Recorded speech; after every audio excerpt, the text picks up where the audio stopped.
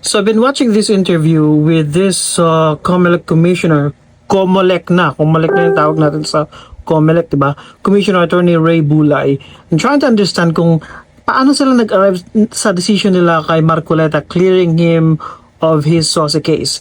Kasi nga, dito sa interview na to, okay, wala man lang nagtanong, and I think I have to repeat or to rewatch the whole interview para maintindihan kung may nagtanong ba na did you really take yung claims ni Marcoleta kasi nga the reason daw na kung bakit na-clear si Marcoleta ay dahil natanggap daw niya yung donations before the campaign period. Parang it appears na COMELEC just accepted Marcoleta's claims na yun on face value. Hindi man lang sila nag-imbestiga o may proof ba? And dito dumating na tayo sa point na ano ba ang kanya to? Time stop 12. Okay? Ngayon tinatanong siya ni Ed Lingao. Okay? At I think kailangan natin panoorin to. For the start of the campaign. Exactly. In the case at Bar, it is with more reason, I will repeat that. In the case at Bar, it is with more reason that respondent should have reported the said contributions because it funded his campaign. So medyo na-confuse ako kasi at that point of page 5, it was parang he should have reported. And then pagdating ng page 6, Kasi hindi na ginamit sa kailangan. campaign. Diba? Parang hocus-pocus yung nangyari. Sinabi mismo ni Marcoleta sa kanyang interview na yung binigay sa kanyang pera is for his campaign at ayaw daw magpangalan yung mga donors niya. Diba? Kung ginamit mo sa campaign mo, pero binigay sa'yo before the campaign period, so ano yun? Okay? The intent. Ewan ko kung kasama yung intent na ginamit sa campaign, pero ang sinasabi nung commissioner na to is that hindi liable si Marcoleta kasi nga binigay before the campaign. Pero ang tanong, ginamit ni Marcoleta at inaamin niya na ginamit niya for his campaign at kailangan pa rin masama sa SOSE. Oo nga. Paano yun? Kung ginamit mo sa kampanya, di ano yun, dapat may report, di ba? Kung ginamit po sa kampanya, in like manner, pwedeng sabihin hindi naman ginamit sa kampanya. Ha? Pwedeng sabihin hindi mo naman ginamit sa kampanya. Siyempre pwede mong sabihin yon because you really have to save yourself. Diba? Oh, pakinggan niyo ulit to. Nandito na ako natigil eh. Ako tayo, Sinabi kasi niya eh. Wala po tayong proof. Sinabi niyo. So ulitin natin. Putang ina. Ano to? Lukahan lang? Siyempre, sasabihin niya na okay, hindi ko ginamit. Oh. Ngayon, parang naglo-lawyer itong si commissioner ng COMELEC for Marcoleta. Pagdating ng page 6, Kasi hindi na ginamit sa kailangan. campaign. Oh, ginamit sa campaign. Oo nga. Paano yun? Kung ginamit mo sa kampanya, di ano yun, dapat may report, di ba? kung ginamit po sa kampanya, in like manner, pwedeng sabihin hindi naman ginamit. Pwedeng sabihin hindi naman daw ginamit. What the fuck? Anong nangyari sa COMELEC? Anong putang ina? Ano to mga pinag-a-appoint nila?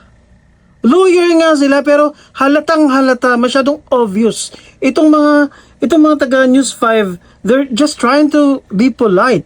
Pero for us, ordinary Filipinos, of course, talaga magugulat tayo. Putang ina naman to, oh. Ginamit sa kampanya. Wala po tayo. Sinabi kasi niya eh. Oh, wala po tayong proof. Siyempre. So, anong ginawa mo? Tinanggap mo lang on face value? Yung pinagsasabi ng respondent? Natigil na ako dito. Hindi ko na alam kung anong next. Siya nagsabi na ginamit niya. Ang mahirap dito. See? Di ba? Totoo. Ang nagsabi mismo si Marcoleta, ginamit niya for his campaign at yung mga friends niya ayaw magpangalan.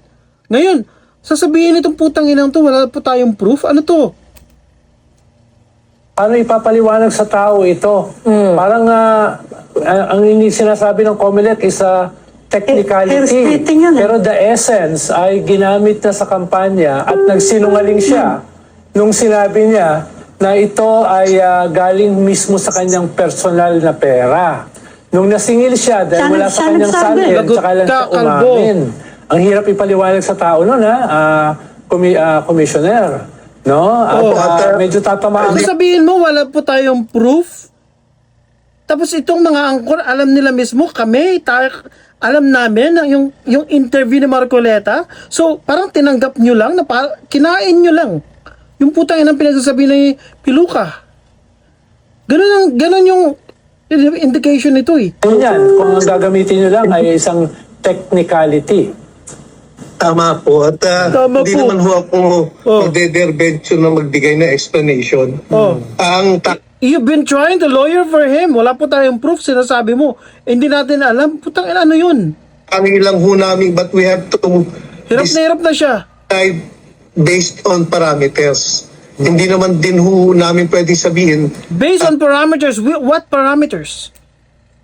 Ano ba yung nasa batas? Sundin mo lang kung ano yung nasa batas. Di ba, binasa na mismo na kailangan ilagay sa SOSE yung donation o kung ano man yung ginamit mo sa kampanya mo na binigay sa iyo. I think, including yung prior sa campaign period na binigay. with the accuracy kung saan o kailan ginamit Hirap na yung siya. donation o pera. O, nautal-utal ng gago. Ang sa amin po dyan, i-relegate po namin yan sa bar of public opinion. O. Pagdating po ng eleksyon, kung tayo po hindi na maniniwala Imbestigahan kay to. Senator Hindi na ako naniniwala dito. Lokohan na to. Putang nga sasabihin mo, wala po tayong proof. Ano yan? Lokohan yan? Yun lang. Have a good day.